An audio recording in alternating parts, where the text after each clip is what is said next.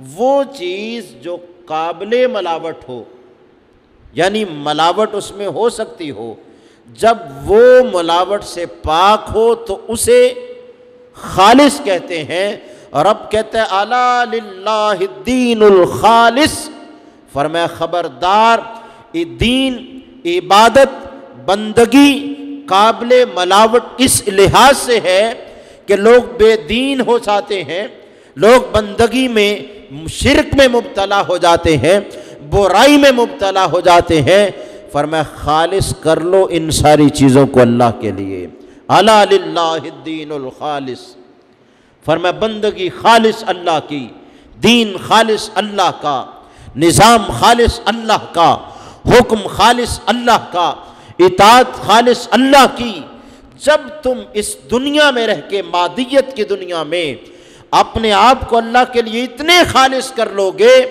کہ مادیت کی دنیا میں تمہیں بندگی دیکھتے ہوئے، کرتے ہوئے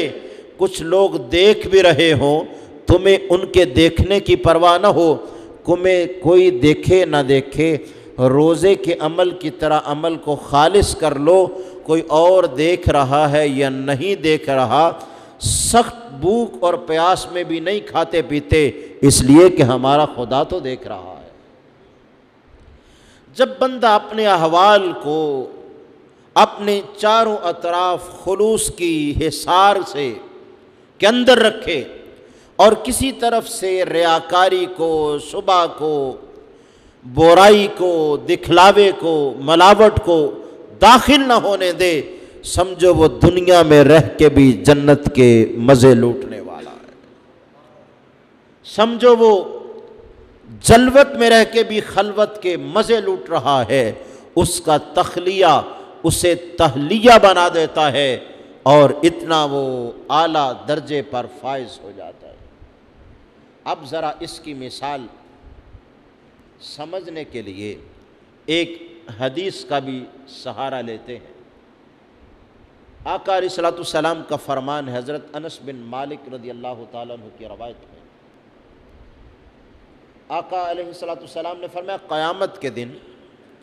اللہ رب العزت جل وعلا حکم دے گا فرشتوں اعمال لے کر آؤ۔ وہ ہر بندے کے اعمال لے کر آئیں گے، یا اللہ یہ بھی اس کا عمل ہے، یہ بھی اس کا عمل ہے، یہ بھی اس کا عمل ہے، نیکیاں۔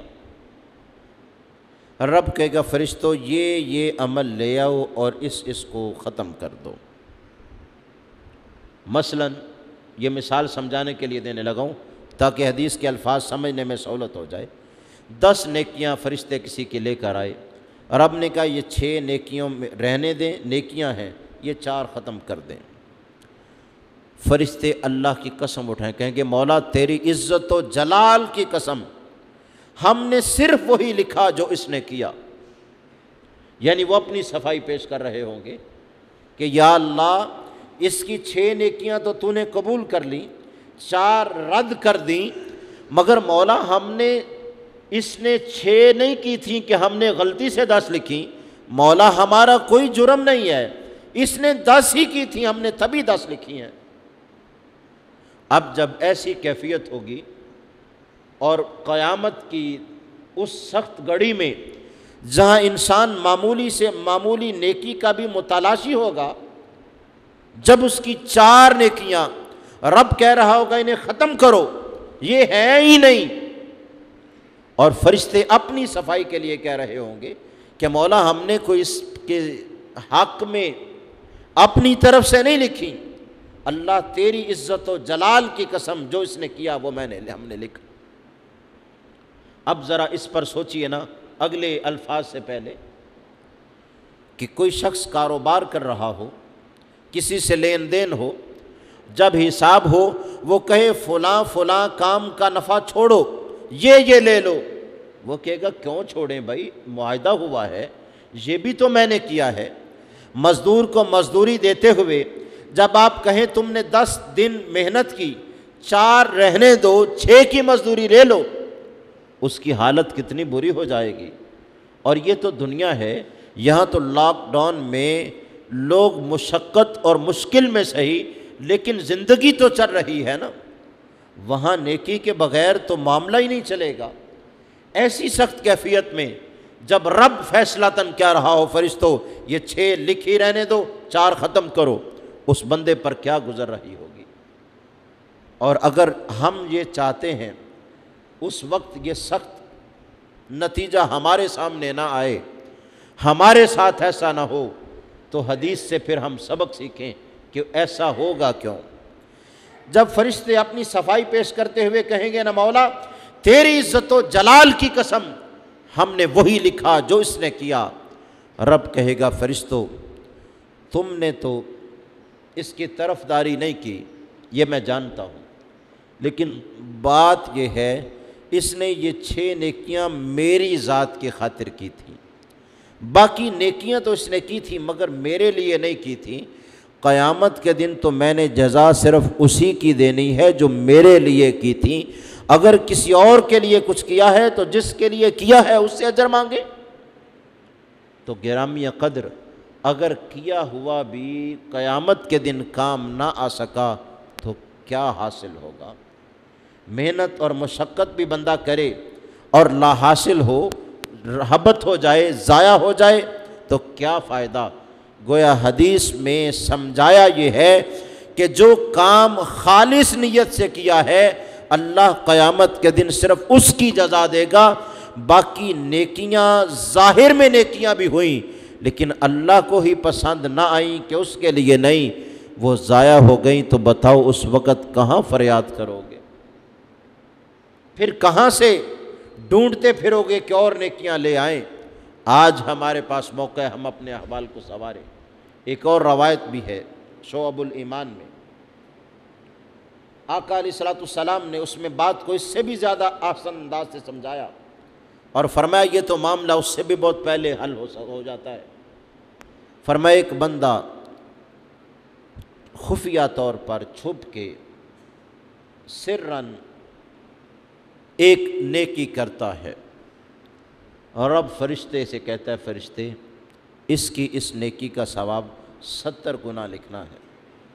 یعنی اس نے 70 نیکیاں گویا کی ہیں۔ اب فرشتے نے لکھ دیا کہ اس نے 70 گنا یہ نیکی کی ہے۔ آقا علیہ الصلوۃ والسلام فرماتے ہیں اس نے عمل تو وہ چھپ کے کیا تھا، خفیہ کیا تھا، پھر کسی کو مل کے اس کے دل میں آیا میں اسے بھی بتاؤں، اس نے کہا بھائی دوست ساتھی میں نے فلاں نیکی کی ہے، ادھر اس نے یہ بتایا، ادھر رب نے فرشتے سے کہا فرشتے اب اس کی نیکی میں جو خفیہ کا عنصر تھا نا کہ اس نے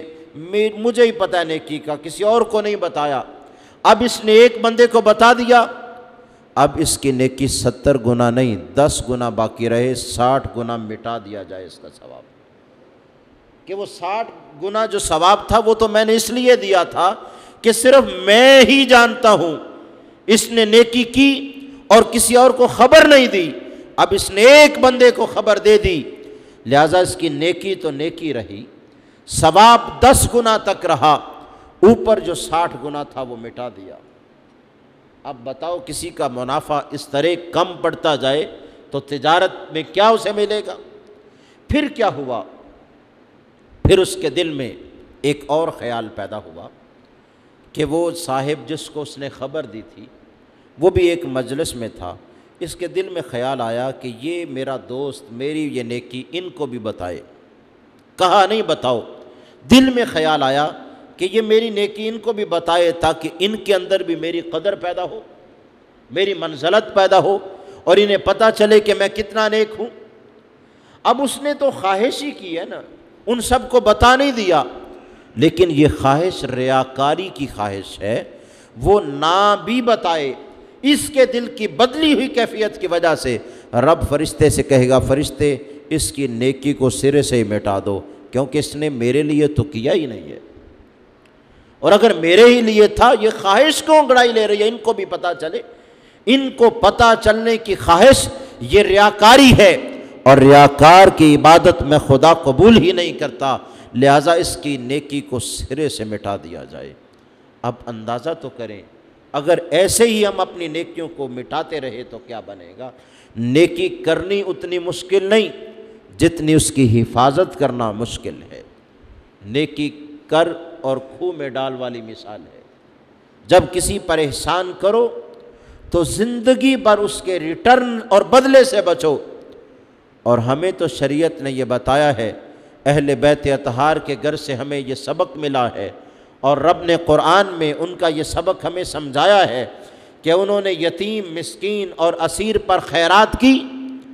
اور یہ اس ذات کا معاملہ ہے آج جن کا دن ہے۔ حضرت سیدنا علی المرتضیٰ شیر خدا رضی اللہ تعالیٰ عنہ خیرات کی، اور خیرات کر کے کیا کہا اے مسکینوں، یتیموں، اسیروں، انما نطعمکم لوجہ اللہ، ہم نے اللہ کی خاطر تمہیں کھلایا ہے، لا نرید منکم جزاء ولا شکورا، ہم یہ نہیں چاہتے ہمارا شکر ادا کرو، شکر بھی ادا نہ کرنا اور اس کا بدلہ بھی کبھی نہیں دینا، کہیں ذکر بھی نہ کرنا، ہم تو تمہارا شکر ادا کرتے ہیں کہ تم نے ہم سے خیرات لے کر ہمیں رب کے قرب کا ایک زینہ عطا کر دیا ہے۔